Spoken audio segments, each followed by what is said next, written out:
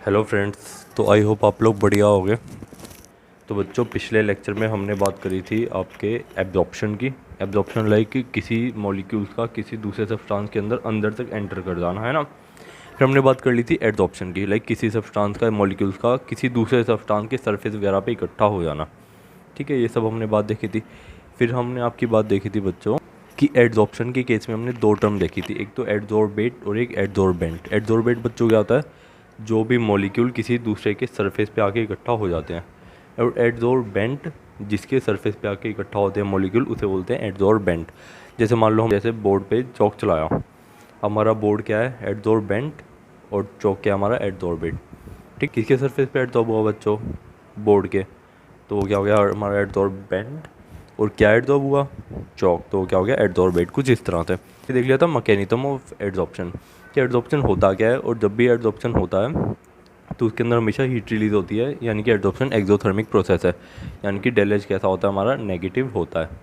ठीक है, फिर हमने देख लिया था कि एडजॉर्प्शन स्पॉन्टेनियस होता है ना। स्पॉन्टेनियस होता है यानी कि खुद से हो जाता है। स्पॉन्टेनियस होने का रीज़न क्या था? डेल जी हो जाता है negative, change in Gibbs free हो जाता है नेगेटिव। और change in Gibbs free energy negative हो, उसके लिए हमें क्या कंडीशन चाहिए होती है? चेंज इन एंथैल्पी का मैग्नीट्यूड ग्रेटर देन होना चाहिए टी डेल एस से। ये सब बातें बच्चों हमने अच्छे से देख ली थी। अगर आपने वीडियो नहीं देखी तो आप एक बार देखोगे तो आपको समझ आ जाएगा। ठीक है, आज डिफ्रेंशिएट कर लेते हैं एब्जॉर्प्शन और एडजॉर्प्शन में। बच्चों, आई होप आप लोग खुद से ही कर पा रहे होगे, बट फिर भी एक बार हम देख लेते हैं एब्जॉर्प्शन और एडजॉर्प्शन में डिफ्रेंशिएट। तो देखो, absorption it is a bulk phenomena कि लाइक ये जब भी एब्जॉर्प्शन होता है पूरे अंदर तक सब्सटेंस एंटर कर जाता है, बल्क तक, यानी कि पूरे अंदर तक एंटर कर जाता है ना।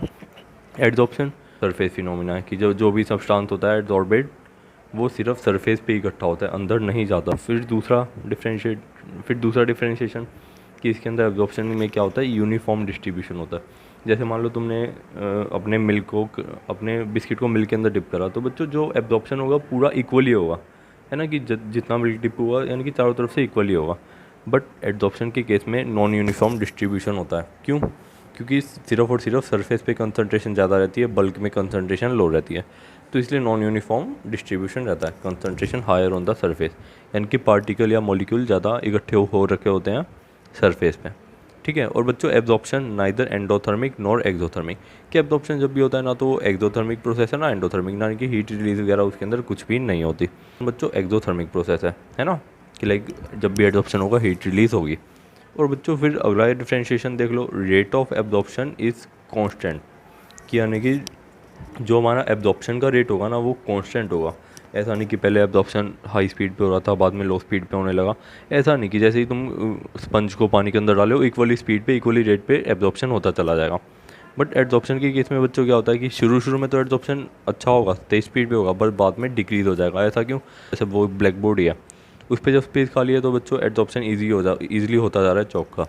बट जैसे उस स्पेस बढ़ता जाएगा, जैसे मान लो तुम ऑलरेडी लिखते गए, तो चौक का एब्जॉर्प्शन कम होता जाएगा ना। तो फिर इस तरह से क्यों? क्योंकि उसका एड्जॉर्प्शन क्योंकि एड्जॉर्बेंट पे स्पेस बढ़ता जाता है ना। तो इस वजह से एड्जॉर्प्शन धीरे धीरे स्लो होता जाता है। ठीक है, तो इनिशियली फास्ट होता है, बाद में स्लो हो जाता है। अब एग्जांपल देख लेते हैं एब्जॉर्प्शन और एड्जॉर्प्शन का। बच्चों, हम रिएक्शन में जनरली एनहाइड्रस कैल्शियम क्लोराइड को यूज़ करते हैं वाटर वेपर्स को एब्जॉर्ब कर लें। वाटर वेपर को एब्जॉर्ब करने के लिए हम कैल्शियम क्लोराइड का यूज़ करते हैं रिएक्शंस के अंदर।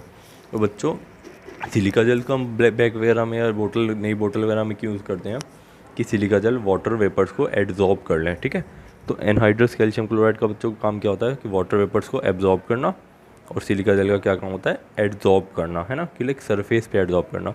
ठीक है बच्चों, कुछ बेसिक ही डिफ्रेंशिएशन थे, आई होप आप लोगों को समझ आए होंगे। ठीक है, और बच्चों फिर एक अगली टर्म देख लेते हैं, सॉर्प्शन।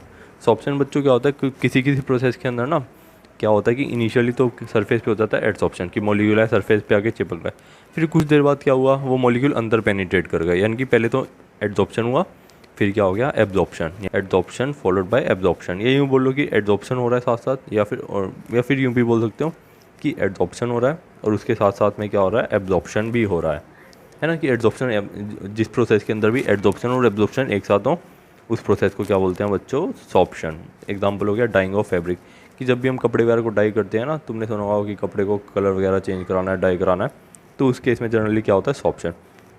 बच्चों, मान लो तुमने किसी चीज़ में एडजॉर्प्शन करा लिया, जैसे मान लो तुमने डस्टर पे चौक को एडजॉर्ब हो गया। ठीक है, वो तो हो गया एडजॉर्प्शन। अब बच्चों मान लो तुमने अब उस चौक को झाड़ दिया, हटा दिया, एड्जॉर्ब हुई चीज़ को हटा दिया, तो उस प्रोसेस को क्या बोलेंगे बच्चों, डिसऑर्प्शन, की रिमूवल ऑफ एड्जॉर्ब मॉलिक्यूल। कि मान लो कोई मॉलिक्यूल ऑलरेडी एड्जॉर्ब हो गए, तुमने क्या करा, उनको हटा दिया, उनको रिमूव कर दिया, किसी भी मेथड से कराओ, तो उस प्रोसेस को बच्चों क्या बोलेंगे, डिसऑर्प्शन। ठीक है, आई होप थोड़ा थोड़ा आपको आइडिया लग ही रहा होगा चीज़ों का। तो आगे बढ़ते हैं हम। ठीक है बच्चा लोगों, तो बहुत बढ़िया। अब बच्चों बात कर लेते हैं टाइप्स ऑफ एड्जॉर्प्शन, कि एड्जॉर्प्शन एक्चुअली कितने टाइप के होते हैं। बच्चों मान लो कोई चीज़ एड्जॉर्ब हुई किसी के सरफेस पे, है ना, तो बच्चों उस केस में क्या हो सकता है, तो स्ट्रांगली एड्जॉर्ब हुई हो, कि बहुत अच्छे से आके चिपक गई हो, या फिर यूँ बोल सकते हो बहुत वीकली एड्जॉर्ब हुई हो, है ना, कि दो केस राइज हो सकते हैं, या तो बहुत स्ट्रांगली एड्जॉर्ब हुई हो, या बहुत वीकली एड्जॉर्ब हुई हो, है ना। जैसे एग्जांपल देख लो बच्चों, एक एग्जांपल देख लेते हैं डेली लाइफ का, कि चीज़ें ईजी हो जाए। हमने क्या करा, वाइट बोर्ड था, मतलब ब्लैक बोर्ड था, उस पर हमने क्या लिखा, चौक से लिखा। हमने इसको जब डस्टर से मिटाया, तो डस्टर ने क्या करा, चौक को एड्जॉर्ब कर लिया। वो क्या था, एक हल्के टाइप का, यानी कि वीक एड्जॉर्प्शन था, कि तुमने दीवार पे डस्टर को मारा, एड्जॉर्ब हुआ चौक, क्या हो गया, जड़ गया। ठीक है, तो कैसा हो गया बच्चों, वीक एड्जॉर्प्शन हो गया।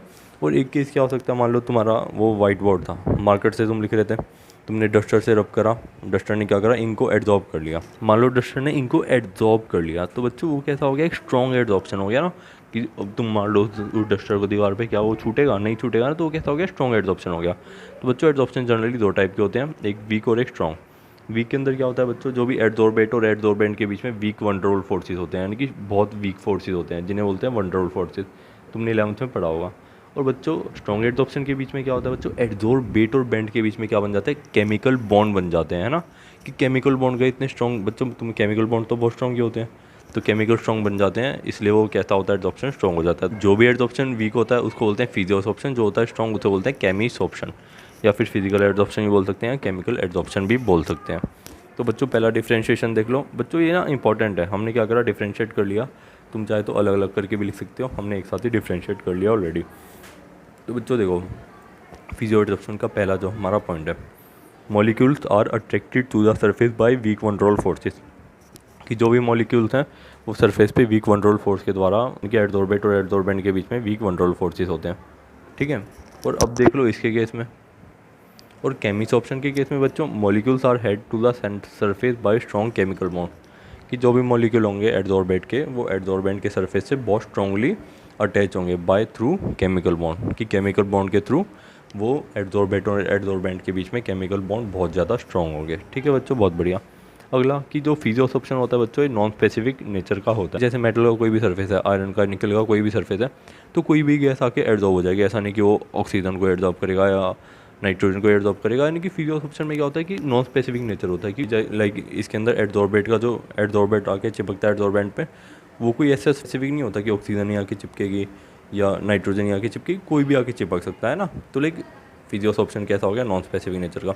और केमियोसॉर्प्शन बच्चों बहुत ज़्यादा हाईली स्पेसिफिक होता है नेचर में, कि लाइक हाईली स्पेसिफिक कैसे बच्चों, मान लो सिर्फ और सिर्फ वही गैसें एड्जॉर्ब होंगी या वही हमारा सब्सटेंस एड्जॉर्ब होगा जो केमिकल बॉन्ड फॉर्म कर सके। जो एड्जॉर्बेट और एड्जॉर्बेंट के बीच में अगर केमिकल बॉन्ड नहीं बन पाएगा, तो उस केस में केमियोसॉर्प्शन नहीं हो पाएगा। इसी चीज़ को हमने लिख दिया, it is highly specific in nature, only those gas can be adsorb which can form chemical bonds with adsorbent. और केमिकल बॉन्ड बनने की पॉसिबिलिटी नहीं होगी तो एड्जॉर्प्शन नहीं होगा। इसके अंदर तो कोई भी गैस आके चिपक जाए चल जाएगा, है ना। तो लेकिन केस है कि अगर ऐसा हुआ केमिकल बॉन्ड बन गया तो केमियोसॉर्प्शन, अगर एक हल्का सा चिपका बस आके चिपक गया वन रोल फोर्सेस से तो फिजियोसॉर्प्शन। ठीक है, आई होप आइडिया लग रहा होगा। आगे बढ़ते हैं बच्चों, देखो ये हल्का एड्जॉर्प्शन है, वीक एड्जॉर्प्शन है। तो बच्चों इसके अंदर जब हीट रिलीज होगी बड़ी लेस अमाउंट में होगी, है ना, कि लेकिन जब हल्का एड्जॉर्प्शन हो रहा है तो हीट कैसी रिलीज होगी, बहुत कम अमाउंट में। तो इसके अंदर heat of adsorption is low and lies between 20 to 40 kilo joule mole inverse. और बच्चों एड्जॉर्प्शन इसके अंदर क्या हो रहा है, केमिकल बॉन्ड बन रहा है, यानी कि बहुत स्ट्रांगली एड्जॉर्प्शन हो रहा है। तो इसके अंदर बच्चों हीट ऑफ एड्जॉर्प्शन कैसी होगी, हाई होगी, है ना, और 40 से 400 किलो जूल के बीच में एग्जिस्ट करेगी, इतनी ज़्यादा होगी, जनरली इतनी होती है ना बच्चों। और बच्चों देखो अब ये कैसा हल्का प्रोसेस है, वीक प्रोसेस है ना। अब इसके अंदर बच्चों जैसे मान लो तुमने जैसे तुम्हारे डॉक्टर पे आके चौक चिपक गया, ठीक है, हल्का वीक कंट्रोल फोर्सेस है, झाड़ दो हट जाएगा। अब क्या इंक हटेगी, नहीं हटेगी, तो ये कैसा हो गया, रिवर्सिबल नेचर का हो गया। फिजियोसॉर्प्शन ये कैसा हो गया, इरिवर्सिबल नेचर का। तो जैसे मान लो कई बार मालूम है क्या होता है, जैसे कार्बन के सरफेस पे हम क्या ऑक्सीजन को ऐड करा देते हैं, ठीक है। और बच्चों मान लो तुमने ऑक्सीजन को एक कार्बन के सरफेस पे तुमने ऑक्सीजन को ऐड करा दिया, एडजॉर्ब करा दिया। अब बच्चों मान लो तुम्हारा मन है कि अब तुम ऑक्सीजन को छुटाओ जो तुमने इस पर चिपका दिया, तो मालूम है हमें कार्बन मोनोऑक्साइड मिलेगा, हमें ये नहीं ऑक्सीजन खाली मिल जाएगी, इतना ज़्यादा चिपक जाते हैं एक दूसरे से कि अलग ही नहीं होते। अब अगर तुम छुटाने की कोशिश भी करोगे ना ऑक्सीजन को, हमें क्या मिलेगा, कार्बन मोनोऑक्साइड, एक नया केमिकल कंपाउंड ही मिल जाएगा, है ना। बट जो हमने इनिशियली हमने एडजॉर्बेट को ऐड कराया था वो हमें नहीं मिलेगा। ठीक है बच्चों, तो बहुत बढ़िया। अब बात कर लेते हैं physisorption occurs at low temperature and decreases with increase in temperature. बच्चों जो फिजियोसॉप्शन होता है ना, वीक कंट्रोल फोर्सेज होते हैं, इसके अंदर क्या होता है कि जैसे ही तुम टेम्परेचर, मतलब ये लो टेम्परेचर पे होता है, यानी कि अगर टेम्परेचर लो होगा तो फिजियोसॉप्शन हो जाएगा। ठीक है, जैसे ही तुम टेम्परेचर बढ़ा दोगे फिजियोसॉप्शन घट जाएगा। जैसे बच्चों मान लो कि तुमने लकड़ी को पानी के अंदर डाल दिया, हल्का हल्का क्या होगा, पानी उस पर सरफेस पे एड्जॉर्ब हो जाएगा। अब तुमने क्या करा बच्चों, उसको धूप में रख दिया, तो क्या होगा, एड्जॉर्प्शन कम होता जाएगा ना। तो जनरली कुछ इस तरह का, वो भी वीक एड्जॉर्प्शन है, फिजियोसॉप्शन है। ठीक है, तो बच्चों कुछ इस तरह से फिजियोसॉप्शन कैसे होते हैं, जनरली लो टेम्परेचर पे होते हैं और टेम्परेचर के साथ डिक्रीज़ होते हैं। इंक्रीज इन टेम्परेचर क्या होते हैं, डिक्रीज़। केमियस ऑप्शन के केस में बच्चों कैसा है कि केमियस ऑप्शन जनरली हाई टेम्परेचर पे होते हैं। हाई टेम्परेचर पे क्यों बच्चों, ये केमियस ऑप्शन में तो केमिकल रिएक्शन नहीं हो रही है ना, केमिकल बॉन्ड बनने यानी कि केमिकल रिएक्शन हो रही है। और केमिकल रिएक्शन के लिए हमने काइनेटिक्स में देखा था हाई टेम्परेचर की ज़रूरत होती है। क्यों, क्योंकि एक्टिवेशन एनर्जी जल्दी अचीव हो जाएगी, तो इसीलिए। तो chemisorption occurs at high temperature increases with increase in temperature. बच्चों ऐसा नहीं है कि तुम टेम्परेचर बढ़ाते जाओगे बढ़ता ही जाएगा, तुमने 1000 टेम्परेचर कर दिया फिर बढ़ता जाएगा, ऐसा नहीं। एक लिमिट तक ही बढ़ेगा। मान लो तुमने टेम्परेचर जब बहुत ज़्यादा हाई कर दिया तो तुम्हारा केमियस ऑप्शन घटता जाएगा, एक टाइम के बाद आके घटता जाएगा। हालांकि बढ़ेगा with increase in temperature, but अगर तुमने बहुत ज़्यादा हाई टेम्परेचर कर दिया तो फिर केमियस ऑप्शन भी घटता चला जाएगा। ठीक है बच्चों। अब बच्चों देखो, ये तो वीक कंट्रोल फोर्सेस से इसके अंदर एब्जॉर्प्शन हो रहा है, तो इसके अंदर कोई एक्टिवेशन एनर्जी की ज़रूरत नहीं है, क्योंकि कोई केमिकल रिएक्शन नहीं हो रही, बस एक अट्रैक्शन हो रही है। ठीक है, फोर्स ऑफ अट्रैक्शन हो रही है। बट बच्चों एक केमिकल रिएक्शन हो रही है, इसके अंदर केमिकल बॉन्ड बन रहा है केमिकल ऑप्शन में, तो इसके अंदर बच्चों एक्टिवेशन एनर्जी की क्या होगी, ज़रूरत होगी। ठीक है बच्चों, तो आगे बढ़ते हैं। बच्चों फिजियोसॉप्शन में जनरली मल्टीलेयर का फॉर्म होना पॉसिबल है। मल्टीलेयर का फॉर्म होना पॉसिबल क्यों बच्चों, जैसे मान लो एडजॉर्बेंट है ये, और ये गोल गोल से मॉलिक्यूल एडजॉर्बेट के हैं बच्चों। अभी इसके अंदर क्या है, फोर्स ऑफ अट्रैक्शन है। पहली लेयर के बीच में, पहली लेयर एडजॉर्बेट के बीच में और एडजॉर्बेंट के बीच में फोर्स ऑफ अट्रैक्शन हो रहा है। ऐसी दूसरी लेयर के बीच में थोड़ा बहुत फोर्स ऑफ अट्रैक्शन होगा, तीसरी लेयर के बीच में और फोर्स ऑफ अट्रैक्शन होगा ना, कि जनरली एक कंट्रोल फोर्स ऑफ अट्रैक्शन है। तो इसके अंदर मल्टी लेयर फॉर्म होना पॉसिबल है। क्यों, क्योंकि फोर्स ऑफ अट्रैक्शन है तो मे बी दूसरी या तीसरी लेयर तक भी फोर्स ऑफ अट्रैक्शन दूसरा पहुंच सकता है। जैसे मान लो मैग्नेट है, ये है आयरन की नेल्स। ठीक है, आयरन की नेल्स है, कुछ भी है, तो पहली सरफेस पे क्या हुआ, एडजॉर्प्शन हुआ, वीक है। दूसरा तुम्हारा लेयर आई आयरन नेल की, उसको भी एडजॉर्ब कर लिया, हल्का था। तीसरी आई, उसको भी एडजॉर्ब कर लिया, यानी कि वीकली करा बट कर लिया, है ना। क्यों, क्योंकि फोर्स ऑफ अट्रैक्शन दूर तक जा रही थी।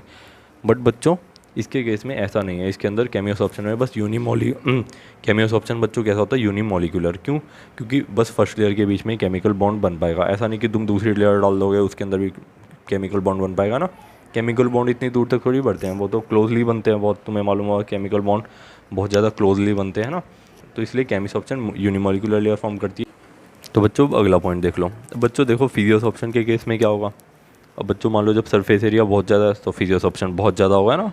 अब सरफेस एरिया कम है तो फिजियोस ऑप्शन बहुत कम होगा। Similarly for chemisorption, surface area बहुत ज़्यादा है एडजॉर्बेंट का, तो एडजॉर्बेट आके बहुत ज़्यादा चिपकते जाएंगे। अब सरफेस एरिया कम है तो ऑफकोर्स केमियस ऑप्शन कम होगा। सिमिलरली बच्चों मान लो जैसे ये तुम्हारा एडजॉर्बेंट है और ये एडजॉर्बेट के मॉलिक्यूल है। अब तुम इस पर प्रेशर जितना ज़्यादा लगाओगे तो क्या होगा बच्चों, एडजॉर्प्शन बढ़ता जाएगा। सिमिलरली केमिस ऑप्शन में भी क्या होगा, जैसे मान लो एडजॉर्बेंट है, ये एडजॉर्बेट के मॉलिक्यूल, तुम इस पर जितना ज़्यादा प्रेशर लगाते जाओगे उतना ज़्यादा एडजॉर्प्शन बढ़ता जाएगा। तो इधर हमने लिख दिया it increases with increase in surface area and pressure. Similarly जैसे जैसे इसका भी सरफेस एरिया और प्रेशर बढ़ेगा तो तुम्हारा एडजॉर्प्शन केमियस ऑप्शन भी बढ़ेगा। ठीक है बच्चों, एग्जाम्पल हमने लिख लिया है कि एक सिंपल था। अब बच्चों देखो सिंपल से बच्चों, जब भी हम निकल के सरफेस पे हाइड्रोजन को लो टेम्परेचर पे एडजॉर्ब कराते हैं तो कहता होता है फिजियोस ऑप्शन की, बस क्या हुआ, हाइड्रोजन हल्की सी आके चिपक गई, है ना। अगर हम उसको चाहेंगे तो छुड़ा भी सकते हैं, ठीक है, किसी ना किसी मेथड का यूज़ करके। अब बच्चों जब भी हमने हाइड्रोजन को एक हाई टेम्परेचर पे निकल के साथ एडजॉर्ब कराया, वो क्या फॉर्म कर लेती है, केमिकल बॉन्ड फॉर्म कर ली, इतना ज़्यादा स्ट्रॉन्गली केमिकल बॉन्ड फॉर्म कर लेती है कि अगर अब हाइड्रोजन को छुटाना चाहोगे तो कोई नया कंपाउंड ही बनेगा। निकल को साथ लेके निकलेगी पर हाइड्रोजन अकेले नहीं निकलेगी। कुछ ये बच्चों सिंपल बेसिक बातें थी, आई होप आपको समझ आई होंगी। सारे इंपॉर्टेंट पॉइंट है, अच्छे से देख लेना, क्योंकि कोई भी पेपर में कोई भी पॉइंट उठा के पेपर में पूछा जा सकता है। ठीक है बच्चों, अब बात कर लेते हैं एडजॉर्प्शन आइसोबार की।